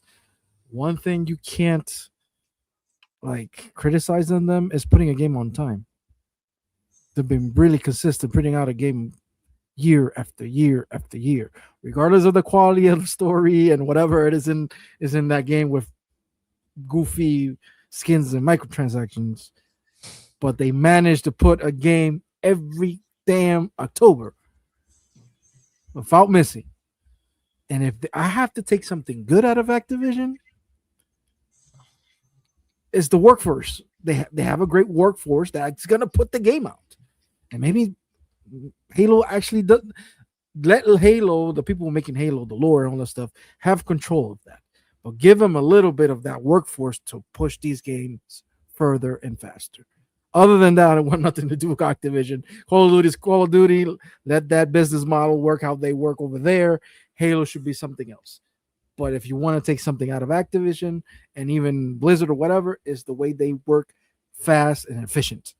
And I think that's one thing Activision actually does well. They work fast and efficient. Yeah. And again, you could call the Call of Duty games whatever you want. They're not ugly games. They all look fantastic. Look. Yep. They play great. But, the stories and whatever, that's up to you. But also, I'll take that. But I don't believe it that much, though. Yeah. Story exactly. It may or may not be true. We don't know. It's a rumor. And that's what Jez clearly says, and we like to make sure we emphasize what he says on that. But the only thing I want, I'm pushing back, but I'm just throwing that out there, is that Call of Duty being a yearly, and they have a tremendous workforce that works on it. They have a lot of people, which costs a lot of money. And now Call of Duty makes a lot of money, a ton of money. Yes, it's one of the biggest franchises for a reason. Year after year, almost consistently, except for last year. As far as the number one gaming game period in any platform, and the money that it makes in. So obviously, and even if last year's wasn't as good as expectations as far as a Call of Duty game didn't meet up to their standards, it's still financially and up against anybody with any other company or any other game would love to have those numbers, even though for a Call of Duty game it's not that great. Well, it may not be that great for a Call of Duty. It's still a good fucking game, and it still made a lot of fucking money. But the reason behind that is because they have so much staff they put into it, and they put it into it for a reason, because they want it yearly. They wanted to keep feeding the beast, as it were. But can you do that to another franchise like Halo and not get those kind of? If Halo was making the same kind of numbers, or at least half the numbers that Call of Duty was, I'd say, yeah, put more people on it. Put more people on it. But would that fix the problem, or is that the whole throwing good money after bad kind of thing? I don't know. Fuzzy, your thoughts on this? Ooh, I'm kind of torn, because one of the things I would like to see. All right, I have to preface this with, I'm not the biggest Halo fan, and it's not that I don't like Halo. I'm one of those weird people that played Halo 5 and enjoyed Halo 5. Played a bit of Infinite, but didn't complete it. But Halo 5 I completed, enjoyed the story, but I know that's against the grain. All of that being said, I've always wanted to kind of see a horror spin for Halo. And I like the idea of maybe a crossover between Halo and Doom. That to me kind of makes sense. So having id Tech or that kind of crossover, Doom guy versus Master Chief, whatever the case may be, would be a cool concept to me. Not saying they need to milk the franchise or anything along those lines. I was a fan of Halo Wars and Halo Wars 2. Halo Wars 3 would be nice. Love it. But I really wanted to see kind of like a Dead Space Halo, like a ring taken over by the flood kind of concept. And they showed some of that concept art when they switched over to Unreal 5 engine. That to me would be kind of interesting as the non-traditional Halo fan. Now on the Activision Blizzard end of things, I agree with Joey. The one thing that they do have in place is a system so they can meet deadlines or, certain roadmap, I guess you could say checkpoints or whatever. I think that kind of workforce would be maybe an improvement, because we don't really need to have that type of tent pole franchise take 6 or 7 years between each one. Like 2 to 3 years. I know that's not the norm these days, but maybe Activision Blizzard can get them to that point. Or maybe this is a way that you don't have to do a Call of Duty every year. Not saying that that's going to be the case, because that's a money maker, and I know that that's probably going to be the way it is for the next 20 years or whatever. But if they can get Halo to a point where, all right, that's the main first person shooter franchise for this year, COD is the one next year, maybe StarCraft Ghost is the one the following year, or something along those lines. I would like to see that kind of variety of rotation out of that those studios and things. So could there be some benefit? Sure. I like the collaboration that a lot of studios, like Coalition being like the wizards of Unreal Engine 5. I think them collaborating with other studios has helped matters, although we'll see how some of that stuff lands when it comes to like Say Decay 3 and a few others. It definitely helped with Ninja Theory and things along those lines, which those guys are great with mocap and stuff. So I think collaboration can work. Moving Halo Studios under Activision Blizzard, I talked about something along those lines a while ago, only if you were going to make that the multi-plat title. Like, just bear with me for a moment. Like, Xbox Studios would be everything that the Xbox Studio makes is exclusive to Xbox. Anything Bethesda is 12 months to 24 months exclusive on Xbox, and it becomes multi-plat. And then Activision Blizzard, anything under that division would be day and date on multi-platforms. Now, I don't know if that might be a reason why it would move to Activision Blizzard. I doubt they would take my 2-cent crappy posts on Twitter for anything more than just that. But like, I don't know.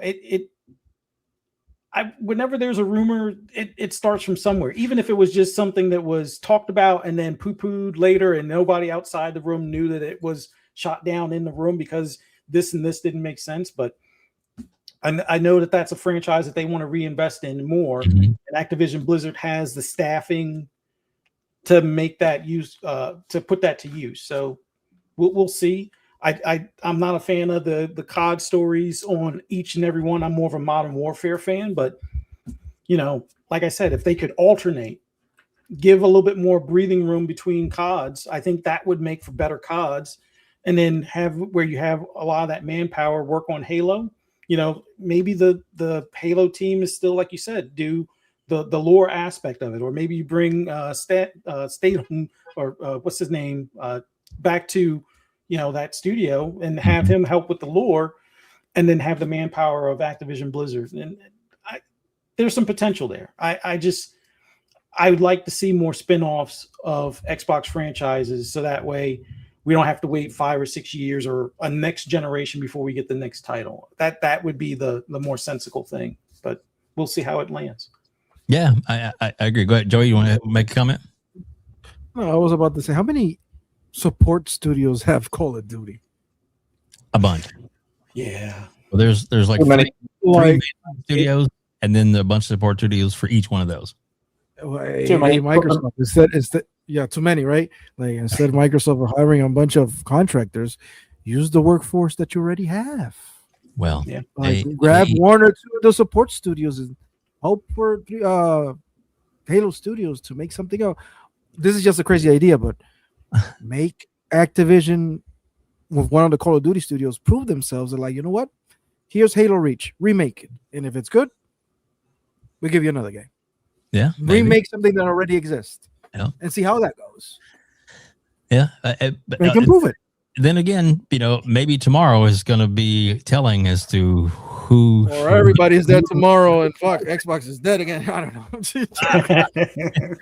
Like I said, no total doom and gloom here. That's for sure. All right, so a couple of quick things before we get to one of our final topics, because we're kind of going to wrap things up here. Because big soccer game going on, and plus we were running a little late.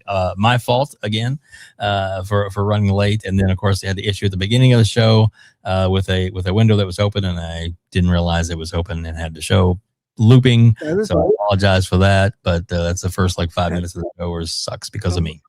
What? Somebody said in the chat, like Shadow, like there's a bunch of Bungie devs. That's right. There's a bunch of Bungie devs that are about to lose their jobs or they're out, right? Could be some, yeah. Well, Asha kind of said that she's going to invest maybe some purchases.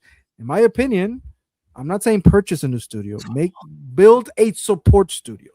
That studio only does support work. He doesn't have to worry about making a game, an IP. I feel like Turn 10 is going to be a support studio. Yes. Grab a bunch of Bungie guys and Activision guys. And, hey, you're a support studio for every first-person shooter that we have that we need launch. Primarily Halo. Wow. Because, again, Halo can't be launching every freaking 7 years, bro. Come on. True. Very true. Very true. All right. So let's get it. So Spartan gifted another 50 memberships to the channel. Thank you, Spartan. Thank you so much. Yeah. Thank you so much for that. I appreciate it. And I noticed, I don't know if you noticed that Dutch, you were actually one of the ones that got gifted a membership. I did. I only noticed because an email popped up saying I got gifted a membership. Even Sigs and Serial, who watches this channel, and we watch his channel, got gifted a membership. So I'm gonna have to give him some shit next time he's on live. I'll be like, "Hey, motherfucker, you need to come in our chat more." I'm just kidding. He's an awesome guy, and he put some good content out there. Big shout out to over 400 people watching us live right now. So we have over 182 people watching us live right now on YouTube, and over 200 plus people watching us on X live right now. Thank you all so much for watching us. Greatly appreciate that, each and every one of you for being here and watching us. Even if you watch later in the replay, that counts a lot, and we appreciate that as well. Or if you're listening to the audio version of this particular podcast and you're wondering what happened with the psychedelic intro, that was my fault. Sorry, but the rest of the show was going pretty good. Yeah. So a big shout out to everybody that's here. We really appreciate each and everybody that's here. I do mean that. And some people asking where's Hargeet because they're joining us late. Hargeet had a kind of a family emergency. Things are okay from what I understand, so no need to panic.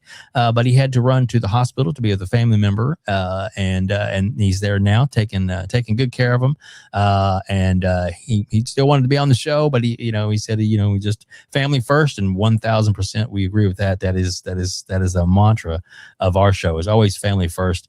But just know that he is also part of our family, and hearts go out to him. So if you want to put some hearts in the chat for Hargeet, and prayers tonight for his family and loved ones, we greatly appreciate that as well. So guys, we're going to go on to one of our last topics tonight, because there's so many things we could talk about, and another kind of on that kind of vein, as it were, of things that could happen tomorrow. This is a Windows Central story as well. Fuzzy, would you mind reading the card for me? Oh, you big for this, by the way, my friend. Breaking. Arcane Studios president has resigned. Machine Games, Jerk Gustafson, is set to replace, or is set to be replaced.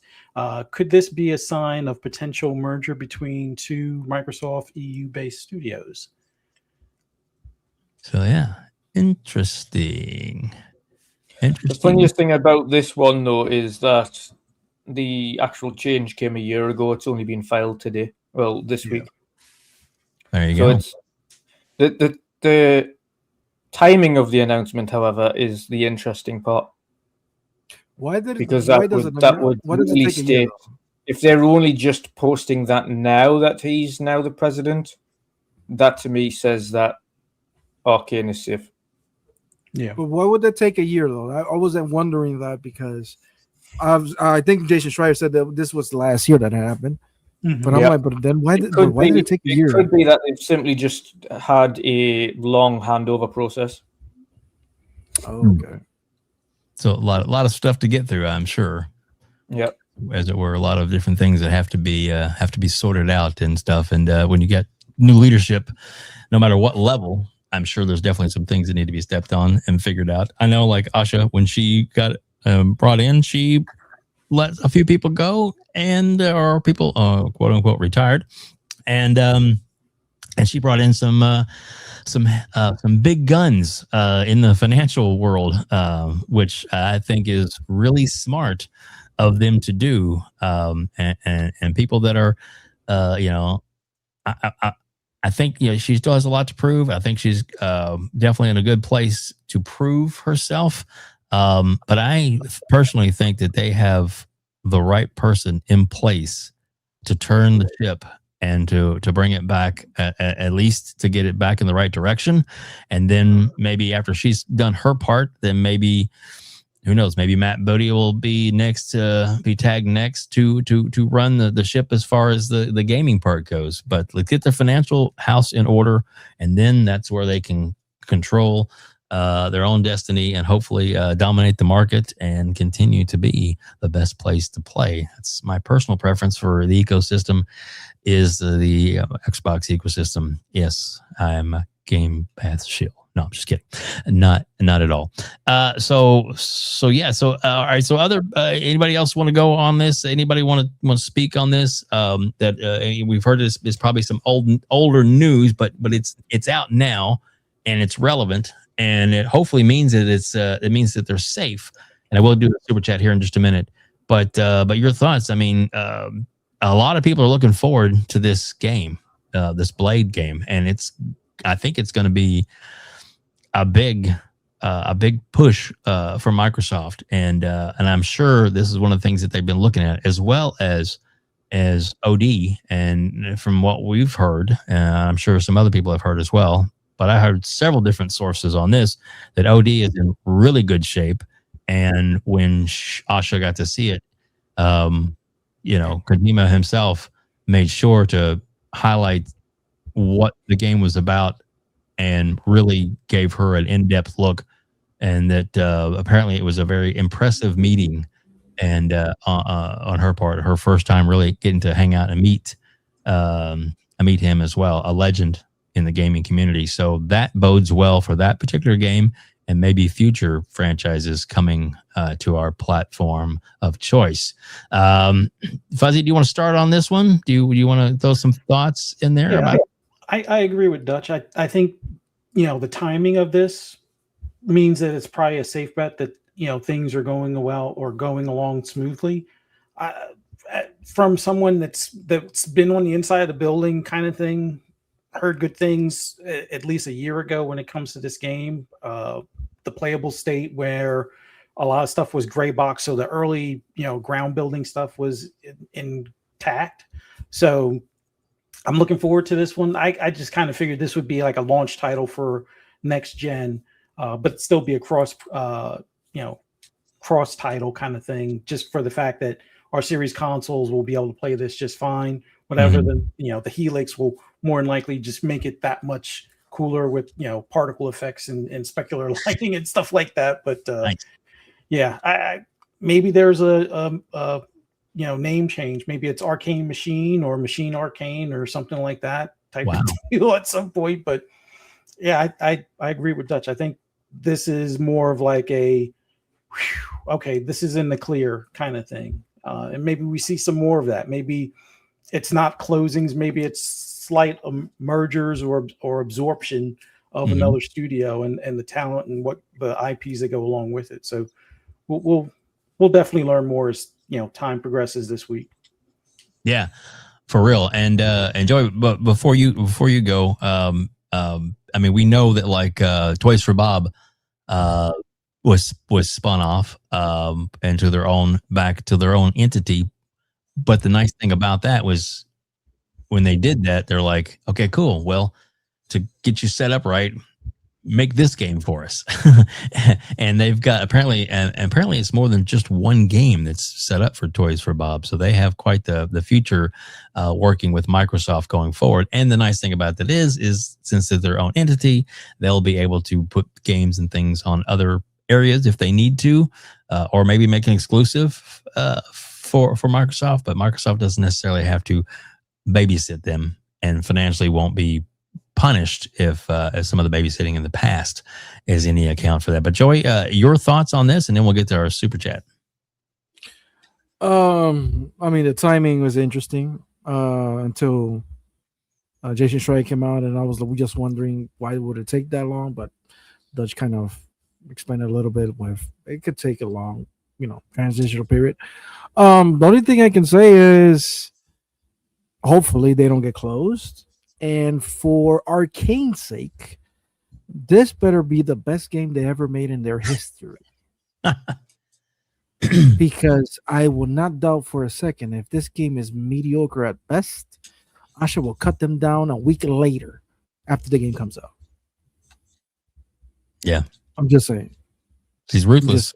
I don't think that you having an IP like Blade that should be much more in the pop culture and mainstream area, because it's freaking Blade. Blade is freaking awesome as a character and what he can do as a daywalker and all that stuff and fighting vampires and monsters. This could be your answer for a Castlevania / Marvel answer for Xbox, but it's up to Arcane to do what they need to do. But for their sake, this game better be good, because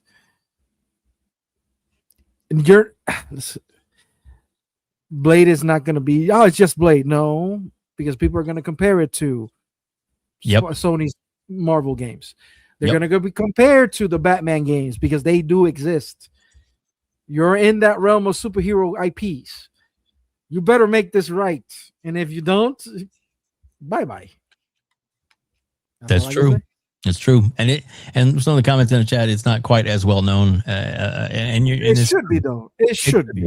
It should be. You're right. You're right. It's Blade. It's Blade, man. It's like Wesley Snipes. Blade. It's an awesome character, man. In fact, it's an easy layup. Put Wesley Snipes as the voice actor. Why not? Yeah. Why not?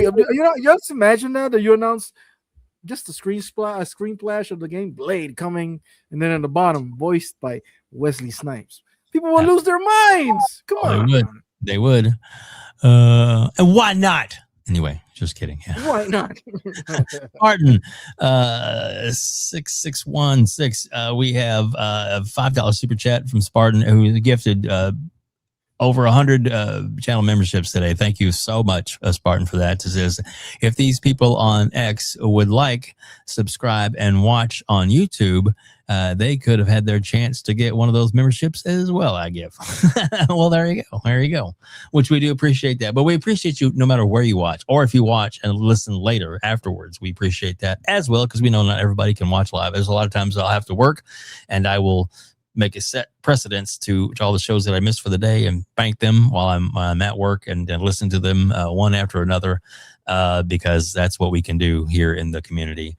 Wow, what a great show. I really appreciate everybody coming on, stepping up tonight. Dutch, Joey, Fuzzy, great having all of you here. We'll go around the horn and give proper outros, I promise. But I just wanted to say to you personally that I really appreciate each and every one of you for being here. It's great having you on. We got almost 400 people watching us live right now between X and YouTube. So thank you all so much for being here. It really means a lot. It's crazy that many people are watching us live, and we do enjoy it every month or every week. We'll definitely be back next week. Hopefully, Hargeet will be back with us next week. We will see what happens. Let me throw this up in the corner real quick. Let me remove that and do this. All stuff I usually do without talking out loud, but I want to make sure that I get it right. You're like, what is Dave doing? Well, Dave's losing his mind, and that just happens when you run the show. Anyway, all right. So let's go around the horn. Let's start with Fuzzy Belvedere. Please tell everybody where they can reach out to you, where they can find you. What show are you going to be on next? Which I know there's a few of them. Well, as always, love being on this show with you, Dave. Always love talking about the industry and just love hanging out with the community. Not necessarily looking forward to the bad news this upcoming week, but definitely looking forward to a lot of games that are coming out this year. And yes, GTA 6 is one of them, but I already got my game of the year already with Forza Horizon 6, so anything else is like icing on the cake. But you can always find me on social media. Just do a search for Fuzzy Belvedere. I'll put the link in the chat for my YouTube channel, as well as me and the wife's YouTube channel. If you're into horror games or even movies, check out Fright Night with Ferocious Fear on Fridays at 6 p.m. Eastern Time. No movies the past couple of Fridays, primarily because we've been doing fundraising for the school she works for, but we'll be back at it soon. And I think Obsession is going to be one of the movies we finally get to review. And oh man, that's going to be a big episode. So be on the lookout for it. I'm looking forward to that one as well. A lot of times you have Silent Cypher on there with you too. He's a good member of the community. Nice meeting him too in person. Was really nice. Joey, that's right, the chosen one. Joey, please tell everybody where you can be reached at. And I know you're not big on social media as much, but you are there and you do have some really good posts and a few posts that go viral. You tell us about that as well. And if you don't mind, please tell everybody what show you're on and when you're on next. Well, thanks for having me, Dave. I try to be on your show as much as I can, due to scheduling conflicts, but today was a great day because I was off and I'm going to drink tequila in a few minutes because now the music went quiet. That means they're watching the game. Anyway, you can find me tomorrow morning at Louis' show, which I try to do every Monday. I'm not a morning person and I might be hungover tomorrow, but I'll be there. And always you can find me on WBG podcast with Dirt, Sean, and Ray. And you can find me on social media if you want. But like I always said, instead of following me on social media, go follow Dave, Dutch, and Fuzzy because they actually have channels. I don't. I'm just a guest in all these channels and follow them. I rather than you follow those guys that are doing better work than me. And that's it. Waiting for tomorrow and see what happens. I survive a coma. I will survive the death tomorrow, the bloodbath tomorrow. So that'll be fine. Well, thank God for that. Thank God for that. And Ray's in the chat saying, "Hey, mention my name too." Oh, thank you. Yeah, exactly. Oh, goodness. The Wandering Dutch. Words cannot describe how happy I am that you joined us tonight. I really am. I know you're exhausted. And that's why I try not to hit you up too often, but it had been a while since you've been on. And I was like, man, we got to have the Dutch on. We need you on. And with all the stuff going on, I really wanted to get your insight. And thank you so much for being here. And hopefully you won't be a stranger and you'll be back on again with us someday. So please tell everybody where they can reach out to you, where they can find you, and what do you got going on, sir? Yeah, mainly just gaming these days, to be honest. I really stream. And so anytime I do get spare from work, it's either... So improving the house or gaming by myself in peace, and the occasional podcast with Boxy, usually once every 2 weeks, depending on how heavy news is. But it is. It's good to be back. It's nice to be in another podcast as a guest as well for the first time in probably a year. Wow. So obviously I went completely off X and social media for a little bit and took time away, and that was good. That was nice because that place can be an absolute cesspit.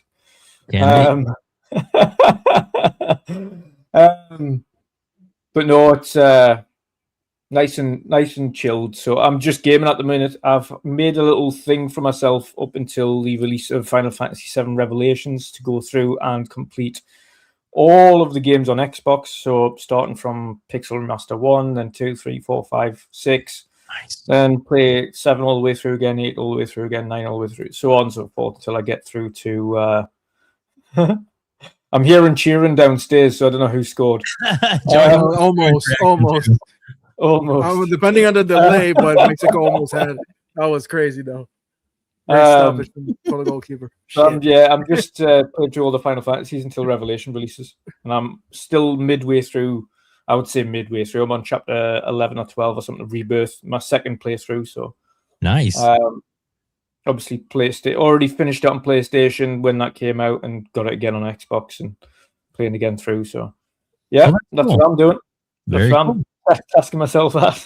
There you go. Well, it's good. It's good to have goals and stuff to shoot for. I know I'm working on some stuff on Arc Raiders to get more of that accomplished. I finally hit 75 and all my stuff done pretty much on this particular character. I'm not doing trials on I'm doing trials, but I'm not doing the restarts as you were on this particular character. I'm going to start a new character so I can do the expeditions and stuff and completely because when you do expeditions, you'll wipe out all your gear and everything. I'm like, fuck that noise. All this time I spent getting it, screw that.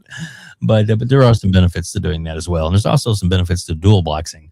If anybody remembers the old days of dual boxing, where you play in the one game online MMO with two different PCs or computers or gaming systems and two different accounts, and one character helps out your other character, and sometimes it can be very beneficial, especially when you use one as a storage mule. But I digress. All right, guys. Again, thank you, everybody. I think we're caught up on all the super chats.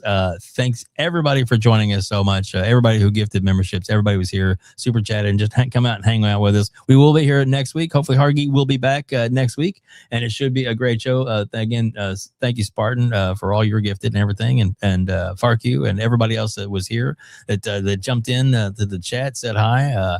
Holly, that blue number, jumped on for a few, and all kinds of great members of me. Let's see, there was Epic Treasure and a whole bunch of others. Mav, let's see, there was a whole bunch. We saw Crispy Bomb jump through. A whole bunch of great members of the community. So many, I can't mention everybody, but we do appreciate each and every one of you that do it. Ray was saw Ray in there a couple times. But yeah, so it's and as and as FARK QUE would say, football is what it is. It's not soccer. What is this soccer you speak of? Because he's from England, but there's American football and then there's soccer. I'm just kidding. I'm just playing, guys. I'm just playing. Anyway, guys, thanks again for being here. We love having you, and hopefully you'll be back and join us next week here on the one and only The Gamers Council podcast. You guys have a great one. We'll see you soon.